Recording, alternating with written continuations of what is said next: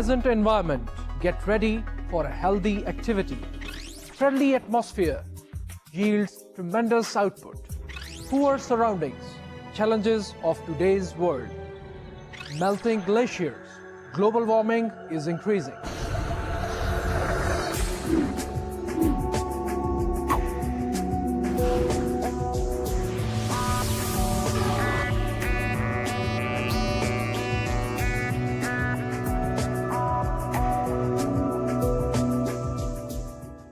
बिस्मिल्लाहिर्रहमानिर्रहीम।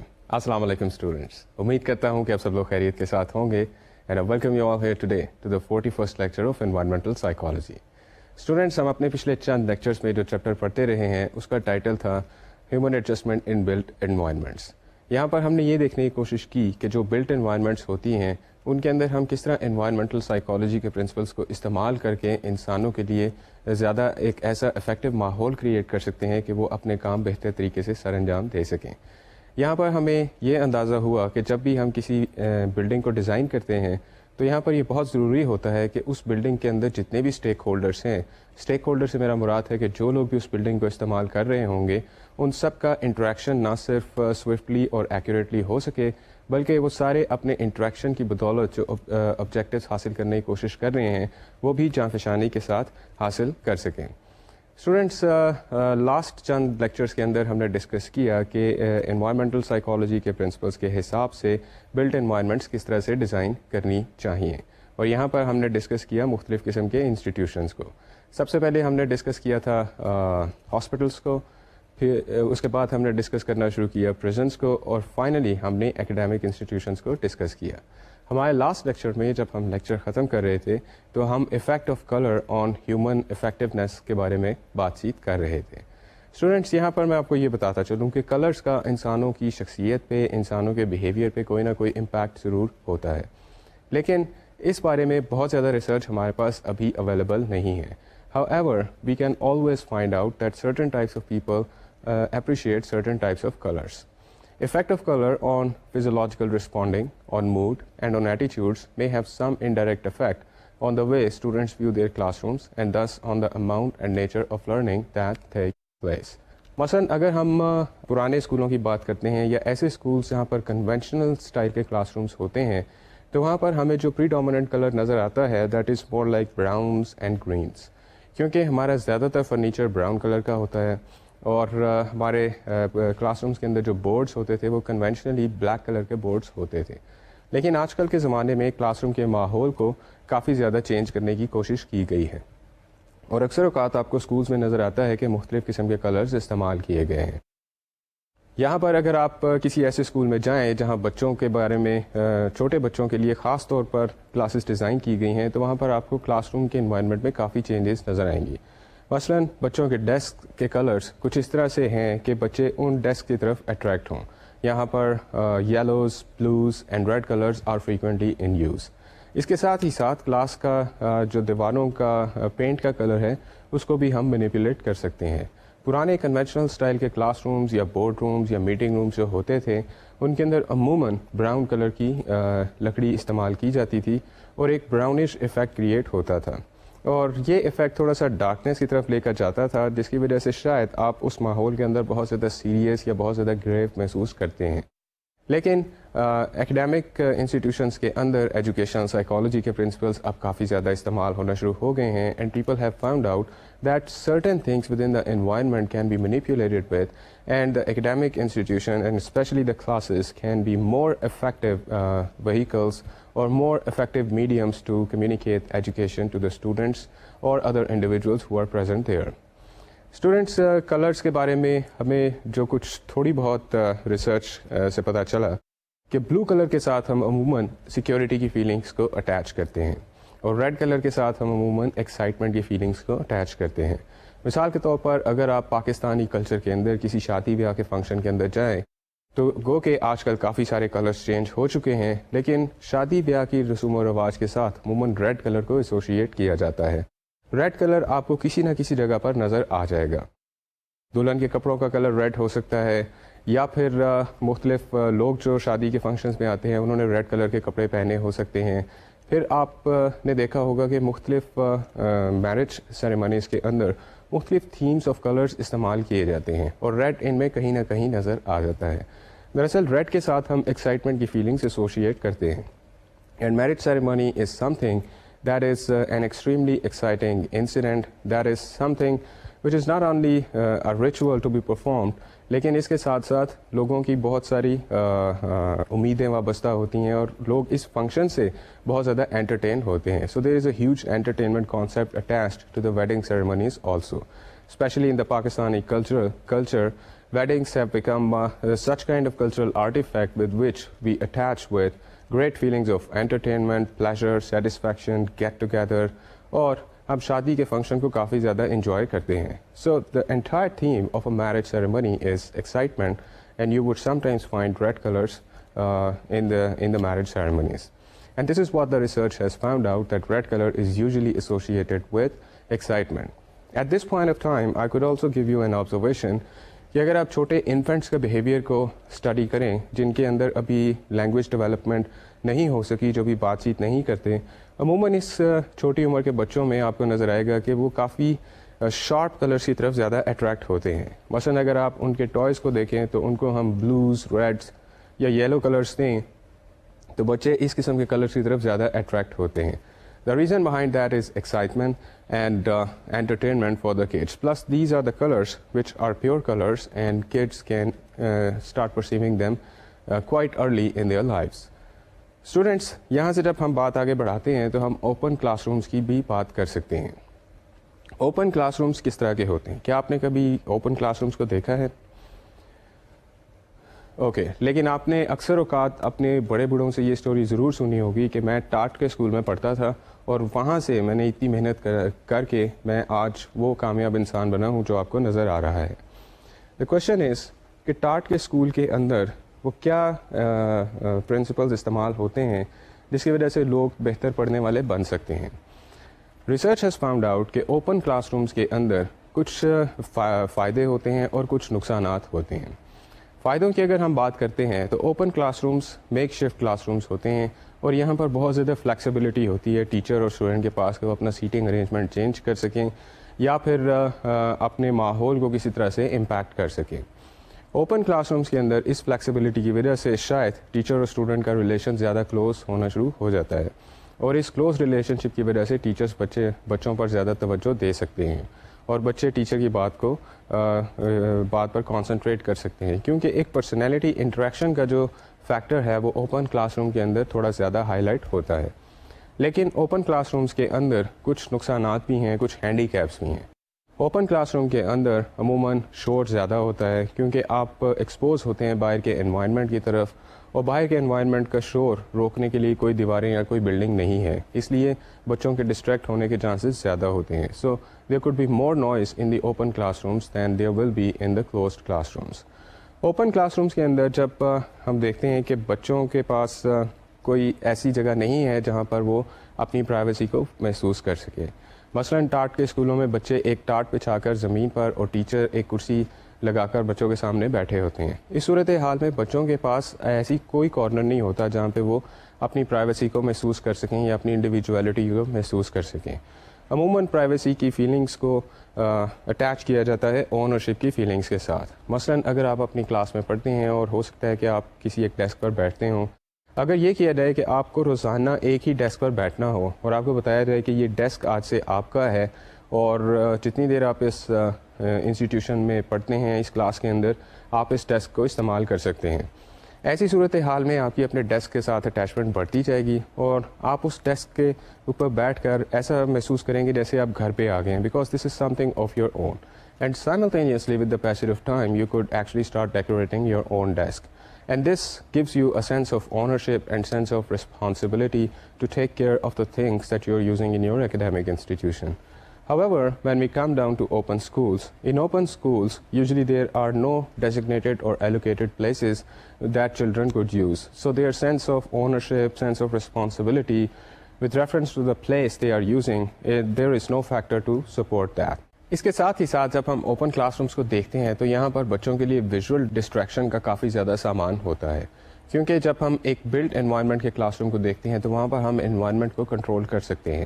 ہم دیواروں پر مختلف ڈیکوریشن کی چیزیں اس نوعیت کی لگا سکتے ہیں جو ایجوکیشنل ایکسپیرینسز کو انہانس کریں اور بچوں کو یہ محسوس کروائیں کہ وہ ایک ایجوکیشن انوائرمنٹ میں بیٹھے ہوئے ہیں.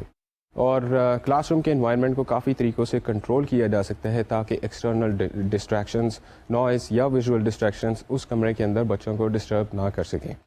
لیکن جب ہم اوپن کلاس رومز کی بات کرتے ہیں تو یہاں پر کیونکہ کوئی particular we'll demarcated confinement boundaries نہیں ہیں جس کی وجہ سے لوگوں کی اٹینشن کسی بھی طرف جا سکتی ہے. And if any thing happens around them that could attract them and that could actually disrupt the on going flow of the studies. However, Pakistan کے اندر اگر آپ دیکھیں تو ہم اوپن کلاس رومز کے اوپر کافی زیادہ ڈپینڈ کرتے ہیں. Apart from the 5 big cities of the country, جب ہم چھوٹے چھوٹے شہروں کی طرف جاتے ہیں، دیہات کی طرف جاتے ہیں، تو وہاں پر ہمیں نظر آتا ہے کہ اکثر اسکولس جو ہیں وہ بہت روڈیمنٹری قسم کی بلڈنگ کے اندر ہیں. یا تو بلڈنگ کا اسٹرکچر بہت چھوٹا سا ہے، بہت کم ہے، جہاں پر بہت زیادہ کلاسز نہیں پڑھائی جاتی. اس لیے زیادہ تر بچوں کو اوپن کلاس رومز کے اوپر ڈپینڈ کرنا پڑتا ہے. بعض جگہوں پر، بلکہ اکثر جگہوں پر آپ کو ایسے اسکولس بھی نظر آئیں گے جہاں پر بلڈنگ کا تصور ہے ہی نہیں. وہاں پر بچے صرف اور صرف اوپن اسپیس کو یوٹیلائز کرتے ہیں as their classrooms. Students, اس قسم کے کلاس رومز نے ہمارے ایجوکیشنل سسٹم کو کافی زیادہ سپورٹ بھی کیا ہے، کیونکہ دراصل یہ کلاس روم ایسے جگہوں پر زیادہ افیکٹو ہوتے ہیں جہاں پر گورنمنٹ کے پاس اتنے فائنینسز نہ ہوں کہ وہ بہت لارج اسکیل کے اوپر بہت جگہوں پر جا کر اسکولس بنا سکے. لیکن اگر اسکول کی بلڈنگ نہیں ہے تو اس کا مطلب یہ نہیں کہ ہم اپنے بچوں کو ایجوکیٹ کرنا بند کر دیں. So in this way open classrooms اور open schools have been playing a huge role in educating the masses of Pakistan, especially when it comes down to far flung areas of the country.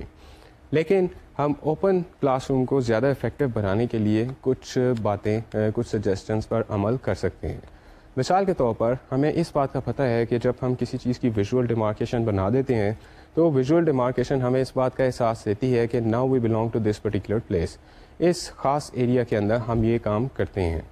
تو open class rooms کے اندر ہم مختلف قسم کے make shift arrangements استعمال کر سکتے ہیں تاکہ بچوں کے لیے ایک ویل ڈیمارکیٹڈ کلاس روم بن جائے. ہم اس کے لیے پلانٹیشن کر سکتے ہیں یا ہم اس کے لیے کوئی ویل ڈیمارکیٹڈ لیکن میک شفٹ قسم کی باؤنڈریز ڈیزائن کر سکتے ہیں تاکہ بچوں کو یہ احساس ہو سکے کہ ایک کلاس روم دوسرے کلاس روم سے مختلف ہے اور ایک کلاس روم کی باؤنڈری یہ ہے. اس کے ساتھ ہی ساتھ ہم نوائز کی ڈسٹریکشنز کو منیمائز کرنے کے لیے یہ کر سکتے ہیں کہ ہم پلانٹیشن کے اوپر کافی زیادہ کانسنٹریٹ کر سکتے ہیں. پلانٹیشن کی وجہ سے ہم نوائز کے فیکٹر کو کسی نہ کسی طرح سے تھوڑا بہت منیمائز کر سکتے ہیں، اور نوائز کا فیکٹر اگر منیمائز ہوگا that's always a good factor towards producing conducive circumstances for education.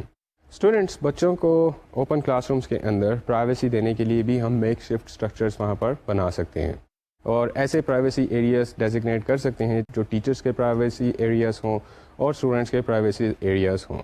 Some areas to which territorial claim may be laid needs to be provided so students can develop a sense of personal control and efficacy. So you see, the important thing is that in schools, especially in open schools, there could be so many things that could be done to bring those, to minimize the negative factors of the open space schools. اس کے ساتھ ہی ساتھ اس کے جو positive factors ہیں اس کو ہم maximize کر سکتے ہیں. ہم اوپن اسپیس کے پازیٹیو اسپیس میں کے پازیٹیو پوائنٹس کے اندر فلیکسیبلٹی کے پوائنٹ کو بہت زیادہ ایکسپلائٹ کر سکتے ہیں، اور فلیکسیبلٹی ایک ایسا فیکٹر ہے جس کی وجہ سے ٹیچر اور اسٹوڈنٹس آپس میں بہتر طریقے سے کنیکٹ کر سکتے ہیں.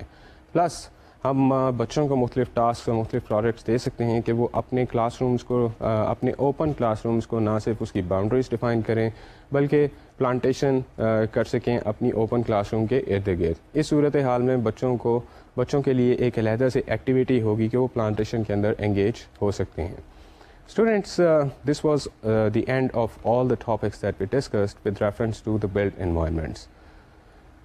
ہم نے ہاسپٹلس، اکیڈیمک انسٹیٹیوشنز اور پریزنس کے بارے میں ڈیٹیل میں بات کی اور یہ دیکھا کہ جب بھی ہم بلڈ انوائرمنٹ کی بات کرتے ہیں تو یہ ہمارے لیے بہت زیادہ ضروری ہے کہ ہم ایسے انوائرمنٹس کریٹ کریں جہاں پر مختلف اسٹیک ہولڈرس آپس میں افیکٹولی انٹریکٹ کر سکیں، کیونکہ جتنے بھی انسٹیٹیوشنس ہوتے ہیں ایک انسٹیٹیوشن کے اندر کافی زیادہ اسٹیک ہولڈرس ہوتے ہیں اور مختلف پروفیشنز جب آپس میں انٹریکٹ کرتے ہیں دراصل اس انسٹیٹیوشن کی ترقی کا بنیادی ریزن یہ ہوتی ہے کہ مختلف قسم کے پروفیشنلز اس پلیس کے اندر انٹریکٹ کر سکیں.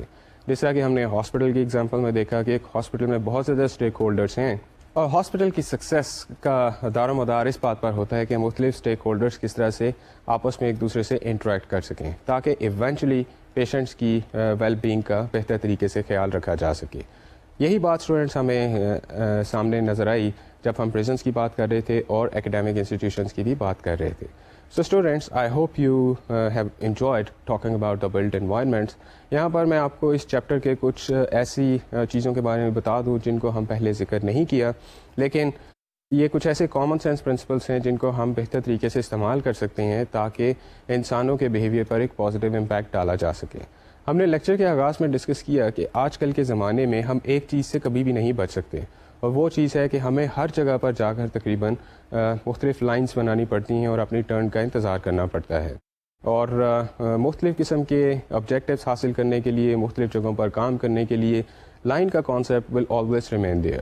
اگر آپ گراسری اسٹور پر جاتے ہیں تو گراسری کرنے کے لیے آپ کو کیو میں کھڑا ہونا پڑے گا تاکہ آپ کی گراسری کو آئٹمائز کیا جا سکے اور آپ اس کی پیمنٹس کر سکیں.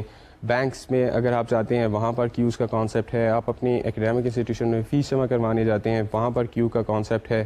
آپ اگر سڑکوں پر دیکھیں تو سڑکوں پر بھی کیو کا کانسیپٹ ہے، اور سگنلز دراصل ٹریفک کو کیو کر رہے ہوتے ہیں تاکہ ایک خاص جگہ سے مختلف ڈائریکشن سے آنے والی ٹریفک آسانی سے گزر سکے without disturbing each other. So queuing is something that is probably the production of the 21st century.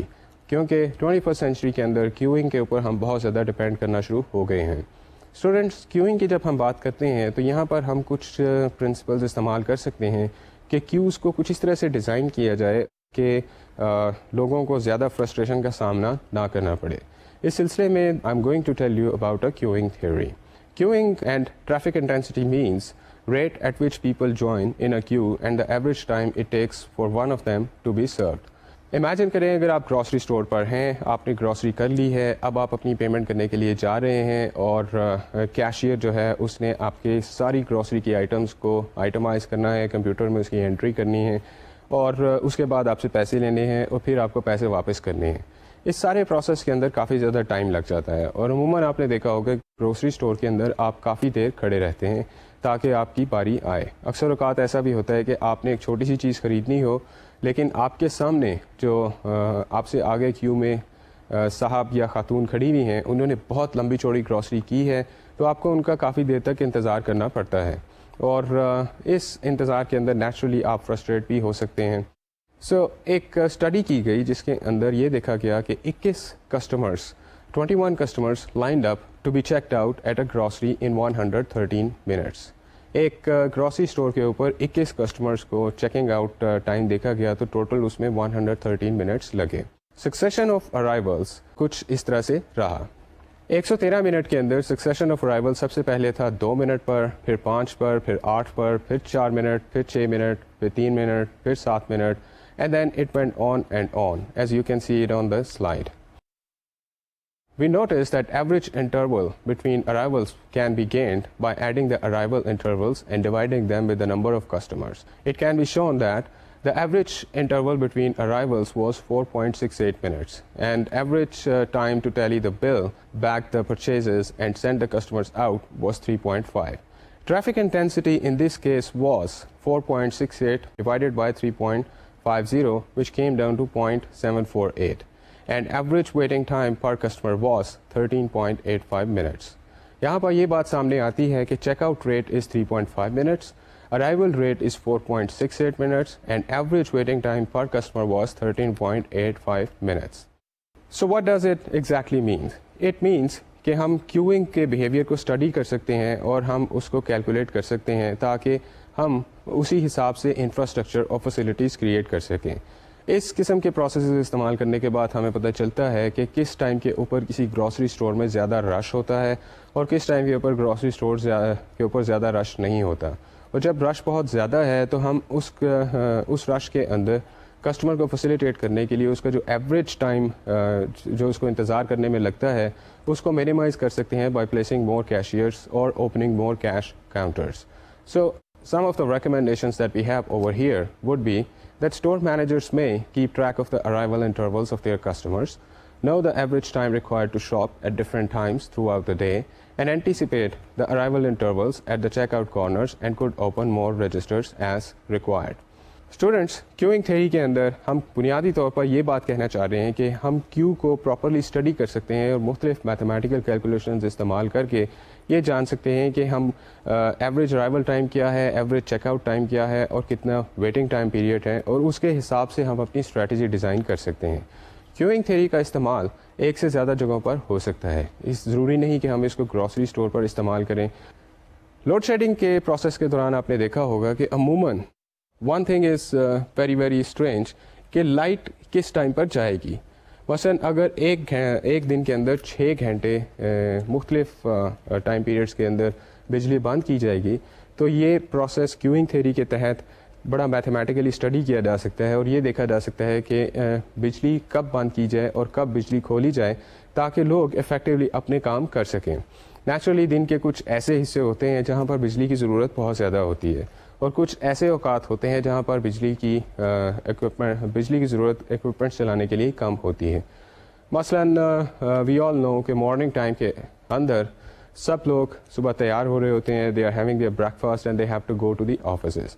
تو ہم مارننگ ٹائم کے کو ایک رش آور کنسیڈر کر سکتے ہیں, اور مارننگ ٹائم کے اوپر ہم مختلف اسٹریٹجیز اپلائی کر سکتے ہیں کہ اگر ہم نے لوگوں کو فیسیلیٹیٹ کرنا ہے تو ہم کسی ایک جگہ پر 1 گھنٹہ بجلی بند کرنے کی بجائے maybe we can find out another way and we can turn off the electricity for 20 minutes in the morning time and we can give more hours consecutively in the afternoon. However, to make such sort of decisions, it is very important to find out that what consumers actually require.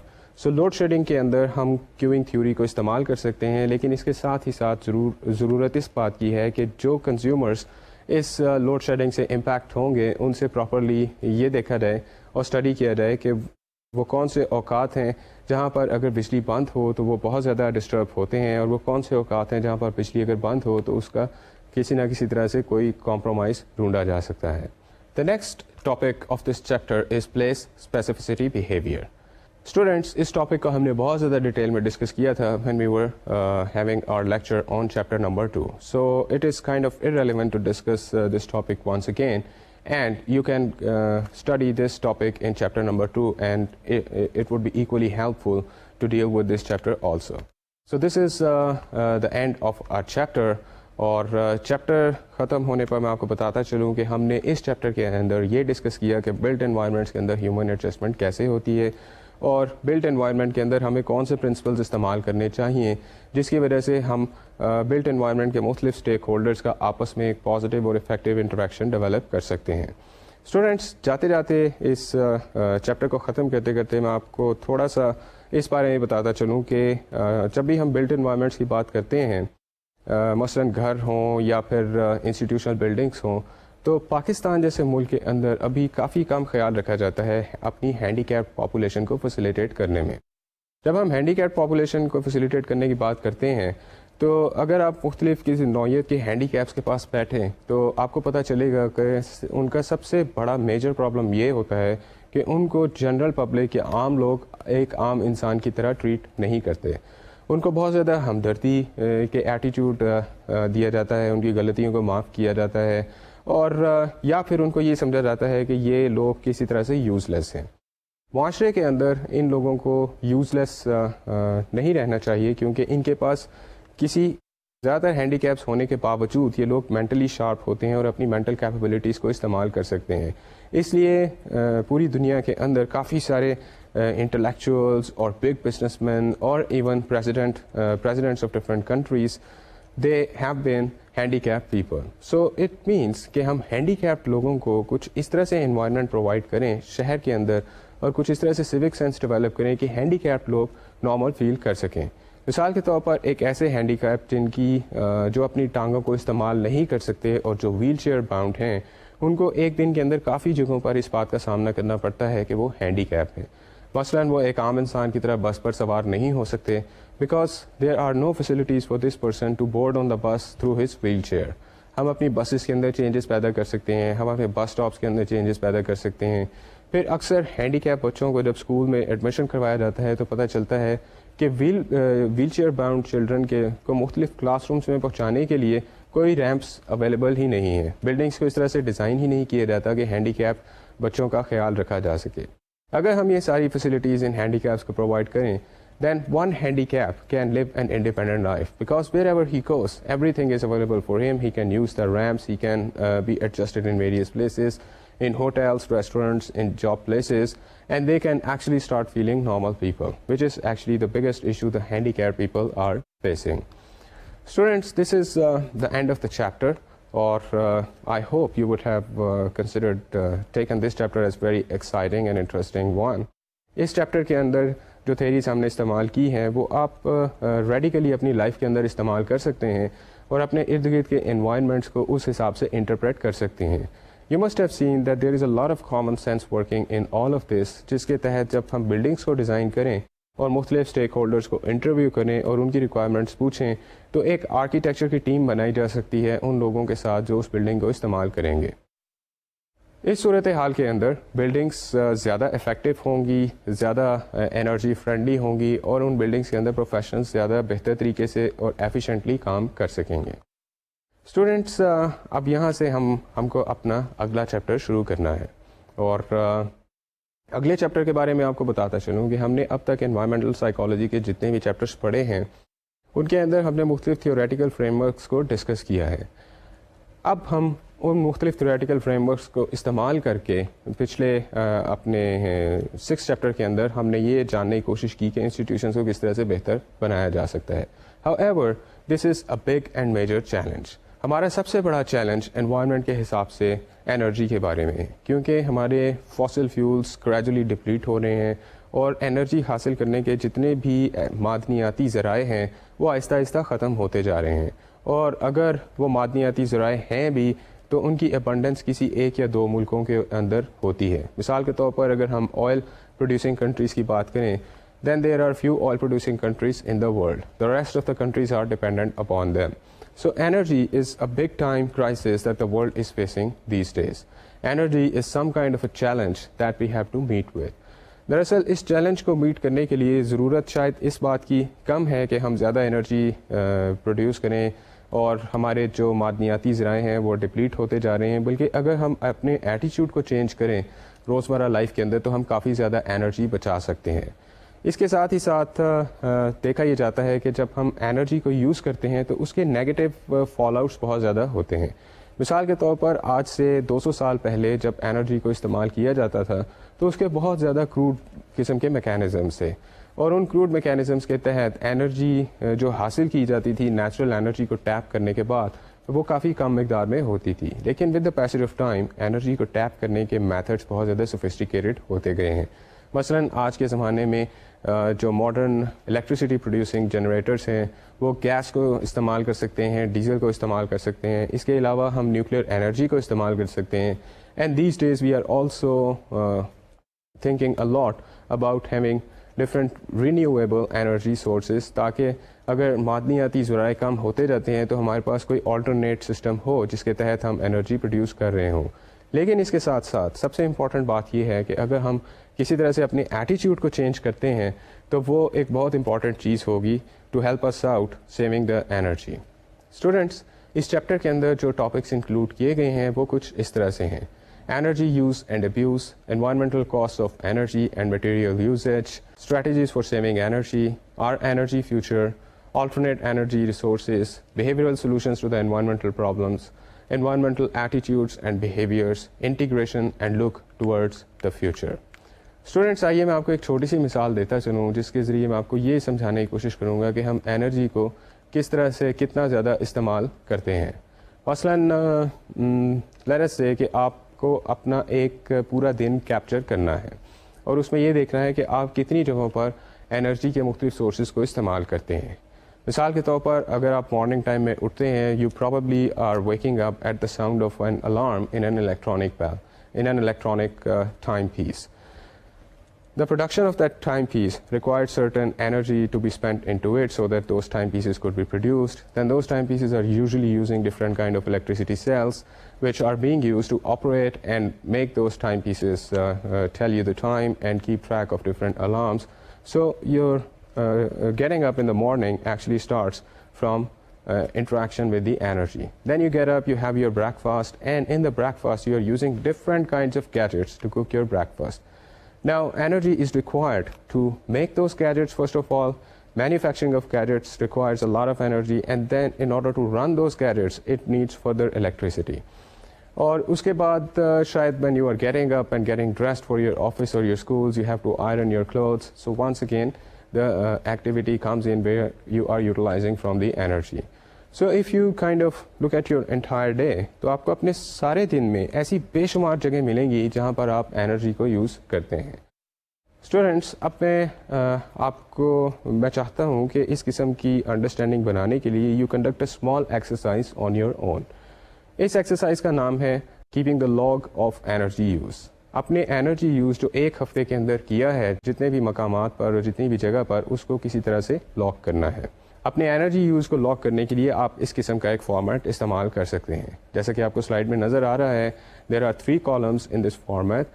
Column 1 is day, column 2 is activity, and column 3 is can do without. Day you are going to mark the days, اور activity کے اندر آپ وہ ساری activities لکھیں گے جس میں آپ انگیج کرتے ہیں اور جس کی انگیجمنٹ اور سکسیزفل اکمپلشمنٹ کے لیے ضروری ہے کہ آپ انرجی کو استعمال کریں. اور تھرڈ کالم کے اندر آپ یہ لکھ سکتے ہیں کہ میں اس انرجی یوزیج کے بغیر بھی اس کام کو کر سکتا ہوں. مثلاً اگر آپ ٹرانسپورٹیشن کے لیے موٹر سائیکل استعمال کرتے ہیں یا کار استعمال کرتے ہیں، تو دیر از اے پاسبلٹی کہ آپ اپنے انرجی آڈٹ کو کم سے کم رکھنے کے لیے آپ وہاں پر سائیکل استعمال کر سکتے ہیں یا آپ وہاں پر پیدل جا سکتے ہیں. So you have to keep a record for 7 days of all the activities that you engage in جہاں پر آپ کو انرجی کی ضرورت پڑتی ہو. اسٹوڈینٹس، جب آپ یہ فارمیٹ ایک ہفتے کا لاگ بنا لیں، ایک ہفتے کا لاگ تیار کر لیں، اس کے بعد آپ کو اس بات پر سوچنا ہے کہ آپ کون کون سے پوائنٹس ایسے ہیں جہاں پر آپ کم سے کم انرجی استعمال کر سکتے ہیں یا پھر آپ اوائڈ کر سکتے ہیں ایسے گیجٹس کو استعمال کرنا جن کے لیے آپ کو انرجی کی ضرورت پڑتی ہے. اس کے بعد جب آپ کے پاس ایک ہفتے کا لاگ آ جائے اور آپ ایسی جگہوں کو پوائنٹ آؤٹ کر لیں، then you try to visualise that what major changes have taken place in your life. شاید آپ کو یہ پتہ چلے کہ آپ آج سے اسکول سائیکل پر جا رہے ہیں یا اسکول پیدل جا رہے ہیں.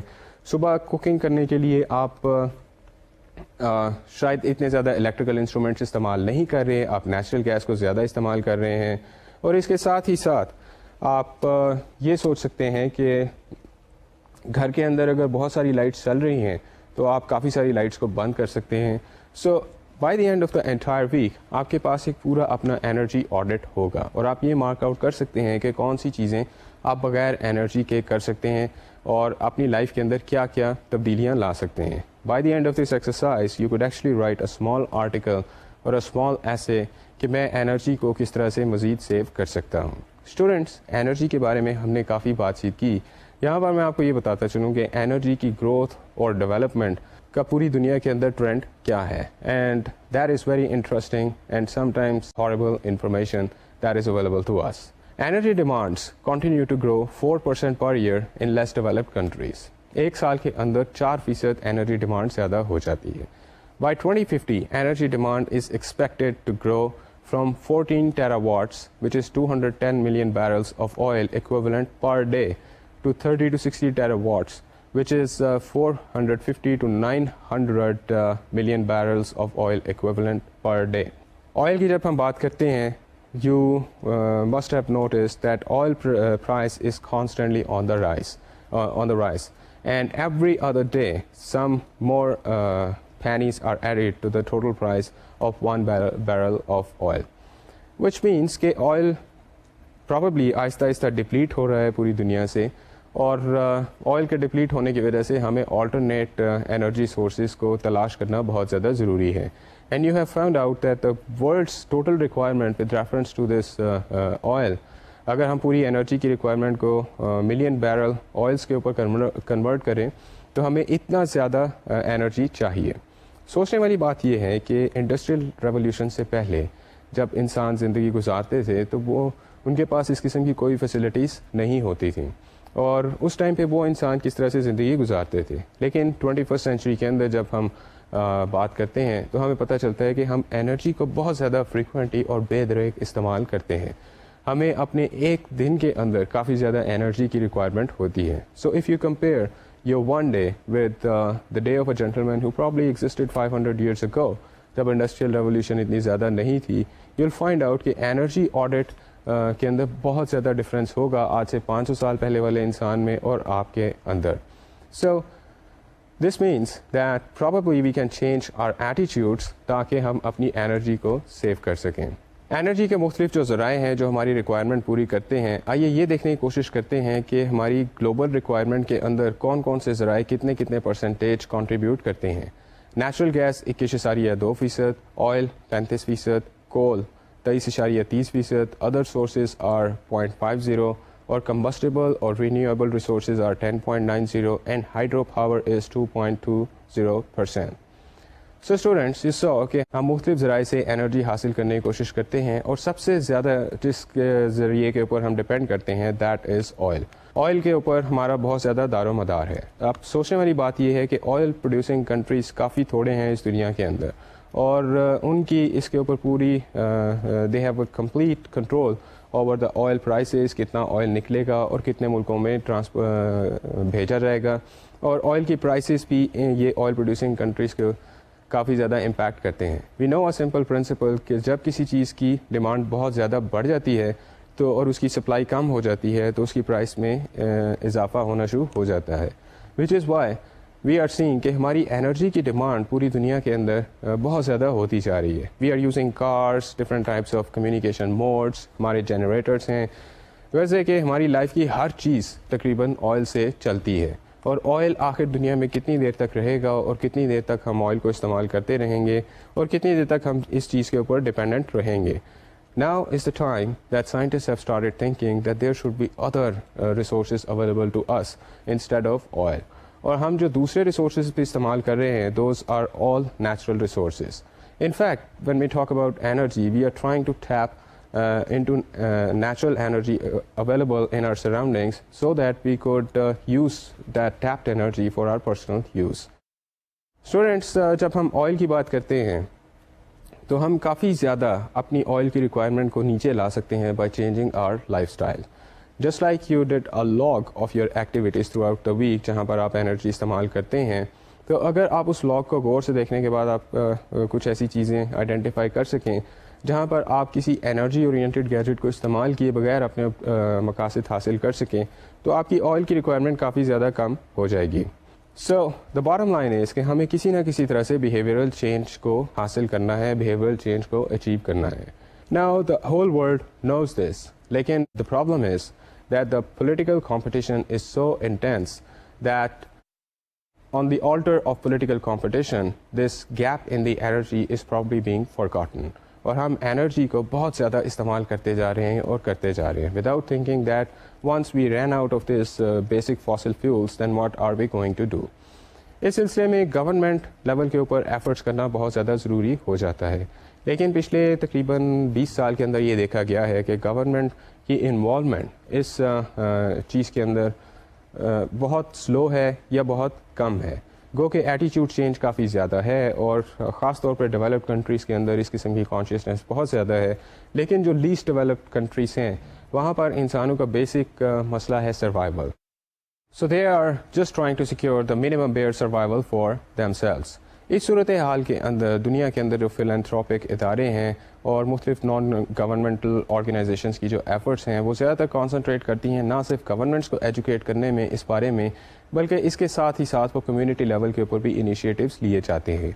और पिछले 10 से 15 साल के अंदर हमने ये देखा कि कम्युनिटी लेवल के ऊपर इनिशिएटिव्स की फ्रीक्वेंसी काफ़ी ज़्यादा बढ़ना शुरू हो जाती है. However this is far from enough. आइए ये देखते हैं कि किस किस किस्म की कम्युनिटी एफर्ट्स की जा रही हैं. मिसाल के तौर पर सबसे पहले ये किया जा सकता है कि नेबरहुड रीसाइकलिंग प्रोग्राम्स डेवलप किए जा सकते हैं. मिसाल के तौर पर अगर आप किसी एक हाउसिंग कॉलोनी के अंदर रहते हैं तो आप उस हाउसिंग कॉलोनी के अंदर सारे मिल बैठकर कोई एनर्जी रीसाइकलिंग प्रोग्राम डेवलप कर सकते हैं. इसके साथ ही साथ हम communities based plans to produce more energy इस्तेमाल कर सकते हैं. मसलन अगर कोई कम्युनिटी किसी पहाड़ी इलाके पे रहती है या किसी ऐसे नेचुरल सोर्स के करीब रहती है जहाँ पर वो उस नेचुरल सोर्स की एनर्जी को टैप कर सकते हैं और उसको इस्तेमाल कर सकते हैं अपनी एनर्जी रिक्वायरमेंट्स को पूरा करने के लिए, तो उनको इस किस्म की एफर्ट्स के अंदर एंगेज करना चाहिए. آج کل کے زمانے میں ہم دیکھتے ہیں کہ اکثر جو ماڈرن بلڈنگس بن رہی ہیں ان کے اندر سولر پاور پلانٹس بھی لگائے جاتے ہیں، اور سولر پاور پلانٹس کے ذریعے یہ کوشش کی جاتی ہے کہ سورج کی روشنی کے ذریعے اپنی انرجی ریکوائرمنٹ کو کسی طرح سے پورا کیا جائے. لیکن سب سے اینڈ میں اور سب سے امپورٹنٹ بات یہ ہے کہ ضرورت اس بات کی ہے کہ ہم کسی نہ کسی طرح سے اپنے ایٹیٹیوڈ کو چینج کریں تاکہ ہماری energy consumption with the passage of time کم سے کم تر ہوتی جائے. اصل میں اس کے اندر ایک چھوٹا سا کیچ یہ بھی ہے کہ ہم جتنے بھی انرجی اورینٹڈ گیجٹس استعمال کرتے ہیں یہ ہماری لائف کے اندر کنوینئنس پیدا کرتے ہیں، اور کنوینئنس جب بہت زیادہ لائف کے اندر پیدا ہو جاتی ہے تو ہم شاید اپنے نیچرل انوائرمنٹ سے کافی زیادہ دور چلے جاتے ہیں.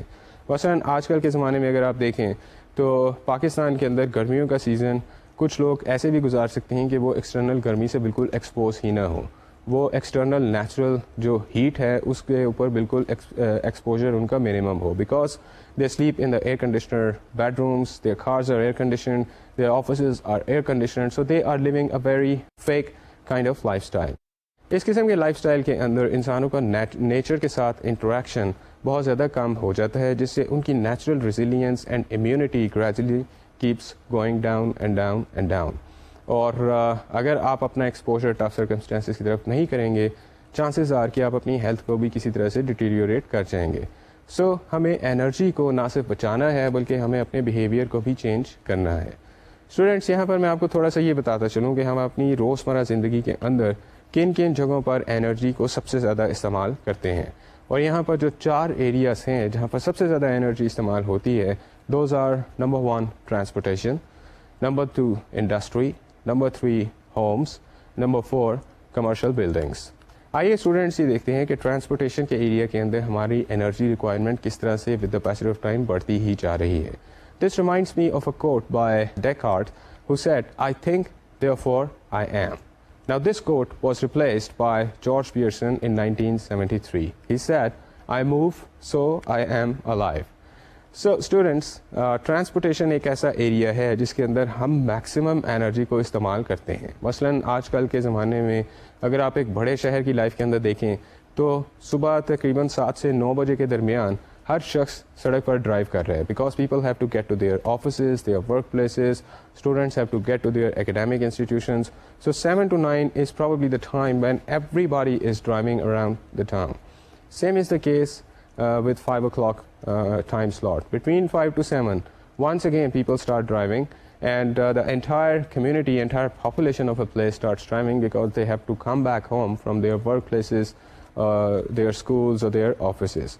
اور ایک جگہ سے دوسری جگہ پر پہنچنے کا ذریعہ جو آج کل کے زمانے میں ہے وہ بہت کم نیچرل ذرائع ہیں، اور ہم زیادہ سے زیادہ استعمال کرتے ہیں بسز کو یا اپنی پرسنل کارس کو یا پھر ٹرینس کو یا پھر ایئرپلینس کو to move from one place to another place. So this is without considering the energy required to manufacture various different types of vehicles.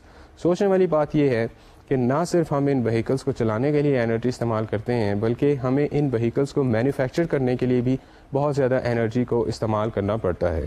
The big power plants that are manufacturing cars, buses, trucks, airplanes and trains, they require a lot of energy in order to manufacture these things. Transportation energy used accounts for 1/4 of the total energy used in a big city. کسی بھی بڑے شہر کے اندر تقریباً 1/4 energy جو ہے وہ transportation پر use ہوتی ہے. And out of this 1/4 energy, about 55% is used in movement of people and materials from one place to others. اور جب ہم آٹو موبائلس کی بات کرتے ہیں، personal cars and automobiles, they are the most inefficient means of transportation with reference to energy consumption. اسٹوڈینٹس، اگر میں آپ سے سوال پوچھوں کہ آپ کے خیال میں سب سے زیادہ انرجی کنزرو ہم کس مینس آف ٹرانسپورٹیشن میں استعمال کر سکتے ہیں، and I ask you the question کہ کیا ہم جہاز کے اوپر زیادہ انرجی بچا سکتے ہیں، ٹرین کے اوپر زیادہ انرجی بچا سکتے ہیں، یا اپنی کار کو استعمال کر کے زیادہ انرجی بچا سکتے ہیں؟ Yes, think about some answers on that. Well, we have found out that airplane is the most energy intensive means of transportation. 60% more energy costly to move freight than to move it via trains. This is 3 times more costly for moving passengers than railroads. Railroads probably are the cheapest means of transportation. Railroads use 670 British thermal units of energy for each ton of freight for 1 mile. 1 ton वज़न को तकरीबन 1 kilometre तक ले जाने के लिए, 1 मील तक ले जाने के लिए एक ट्रेन के अंदर 670 ब्रिटिश थर्मल यूनिट्स एनर्जी इस्तेमाल होती है, जबकि यही काम अगर हम जहाज़ पर करना चाहें तो इसके लिए हमें 42,000 या 42,000 ब्रिटिश थर्मल यूनिट्स रिक्वायर्ड होते हैं. Most of trains fuel is used in moving the load, not moving the vehicle. Train के ऊपर जितना भी लोड डाला जाता है उसको मूव करने के लिए एनर्जी की सबसे ज़्यादा ज़रूरत होती है. However, once the train starts, there are momentum factors because of which the train keeps moving. और ट्रेन को बजाते खुद चलाने में एनर्जी कम लगती है, लेकिन जैसे ही लोड बढ़ता जाएगा तो नेचुरली एनर्जी की रिक्वायरमेंट बढ़ती जाएगी. However, when we talk about the cars, तो कार्स के अंदर सबसे ज़्यादा एनर्जी सिर्फ उनको चलाने के अंदर लगती है, और इसके बाद जब हम उसके अंदर पैसेंजर्स ऐड करना शुरू करते हैं और वेट या मटेरियल ऐड करते हैं तो वो एनर्जी मज़ीद ज़्यादा होती जाती है. सो वी फाउंड आउट कि rails are probably the most energy efficient means of transportation, which is why we can think about having the trams systems available to the citizens of the country for commuting from one place to another. Rail roads को बिछाने के लिए हमें कोई बहुत ज़्यादा बड़े infrastructure की रिक्वायरमेंट भी नहीं होती. जिस तरह से अगर हम एक सड़कों का जाल बिछाना चाहें, that becomes a very complicated and tedious thing to do. However, if we want to have the rail roads network spread in the town, then probably that would not be as costly as it would be to build up the roads like that. Students, आइए ये देखते हैं कि transportation के अंदर आजकल क्या क्या ट्रेंड्स पाए जाते हैं. Increasing amount of energy is being used in transporting people and materials. सबसे ज़्यादा लोगों को मूव किया जाता है और मटेरियल्स को मूव किया जाता है, which is why the transportation use is increasing and growing every other day. यहाँ पर अगर हम इस बात को शामिल कर लें कि क्योंकि हम कन्वीनियंस की लाइफ को गुजारने के आदी होते जा रहे हैं, और कन्वीनियंस की लाइफ को गुजारने का मतलब ये है कि हमारे पास बेशुमार इलेक्ट्रिक गैजेट्स हैं जो मुख्तलिफ किस्म की एनर्जी को इस्तेमाल करते हैं, जो हमें हिलने जुलने की बजाय हम ऑटोमेटिकली उन गैजेट्स को इस्तेमाल करके काम कर सकते हैं. इसकी वजह से हमारी एनर्जी की रिक्वायरमेंट बहुत ज़्यादा बढ़ती जा रही है, because we are gradually with the passage of time becoming very very convenient human beings. We are forsaking energy efficiency in moving these materials for speed and convenience. Energy efficiency हमारा मकसद कभी भी नहीं होता. हम एनर्जी एफिशिएंसी के बारे में बहुत कम सोचते हैं, लेकिन हमें जिस चीज़ की सबसे ज़्यादा ज़रूरत होती है दैट इज़ कि हम किस तरह से तेज़ी से मटेरियल्स को और लोगों को एक जगह से दूसरी जगह मूव कर दें. We are using modes of transportation that are not only energy intense with respect to fuel costs, but also in material cost in initial manufacturing. Like we discussed earlier, कि ये जितने भी ट्रांसपोर्टेशन के vehicles को इस्तेमाल किया जाता है, इन व्हीकल्स को इस्तेमाल करने से पहले इनकी मैन्युफैक्चरिंग के अंदर बहुत ज़्यादा एनर्जी लगती है, और फिर इन व्हीकल्स को चलाने के लिए भी बहुत ज़्यादा एनर्जी की रिक्वायरमेंट होती है. और यहाँ पर हमें ये पता चला कि cars are the most inefficient means of commuting from one place to another. Our entire system, transportation system, is built on fossil fuels as the one and only source of fuel. और जितनी भी हम energy इस्तेमाल कर रहे हैं इस transportation के अंदर, वो सारी की सारी एनर्जी हम फॉसिल फ्यूल से हासिल कर रहे हैं. फॉसिल फ्यूल्स मीन्स के things like the natural resources like oil, natural gas, and whatever we can get as a source of energy from the bottom of the earth. Students, these were some of the trends that are common in the industry of transportation. आइए अब यहाँ से आगे चलते हैं and we can start talking about energy use in industry. If we talk about United States as an example, I could tell you that in United States, 42% of entire energy consumption is accounted for by the industry. किसी भी मुल्क के अंदर industry को establish करना, industry को develop करना, that is one of the hallmarks कि वो मुल्क तरक्की कर रहा है. And we actually come down to a point where we start thinking that different countries can progress with reference to the level of industrialization that they have achieved so far. आइए students ये देखते हैं कि basic materials को बनाने के लिए किस किस्म की एनर्जी कॉस्ट की रिक्वायरमेंट होती है. Steel requires 1/6 of energy as does the production of aluminium. Production of glass is less energy intensive than production of steel. So one may choose less energy intensive materials over more energy intensive materials. Materials may be used, reused, and when appropriate, remanufactured. आइए students ये देखते हैं कि घरों के अंदर energy use के क्या क्या डिटर्मिनेंट्स हैं. सबसे पहले घर को बनाना, that is a very very intensive energy intensive objective. مثلا اگر آپ پاکستانی گھروں کی بات کرتے ہیں تو پاکستانی گھروں کو بہت زیادہ مضبوط بنایا جاتا ہے اور اس کے اندر بہت زیادہ کنکریٹ اور اسٹیل کو استعمال کیا جاتا ہے. اینڈ وی فاؤنڈ آؤٹ کہ کنکریٹ اور اسٹیل ایسی چیزیں ہیں جن کی مینوفیکچرنگ بہت زیادہ انرجی انٹینسو ہے. اس کے ساتھ ہی ساتھ گھر کے اندر جو سب سے زیادہ انرجی جس چیز کے اوپر لگ رہی ہوتی ہے وہ ہوتی ہے کہ گھر کے اندر ہیٹنگ سسٹم کو چلایا جائے, اینڈ سیکنڈلی کہ اس گھر کے اندر کولنگ سسٹم کو چلایا جائے. ہماری سب سے زیادہ انرجی کولنگ یا ہیٹنگ سسٹم کو چلانے کے اندر لگتی ہے. Now at this point, if heating with a natural gas furnace is more energy efficient than electrical baseboard heating because the energy is lost in the conversion of primary energy source, coal, fuel, oil or natural gas to the secondary source electricity. اکثر اوقات یہ ہوتا ہے کہ ہم natural gas کی بجائے electrical equipments کو زیادہ استعمال کرتے ہیں.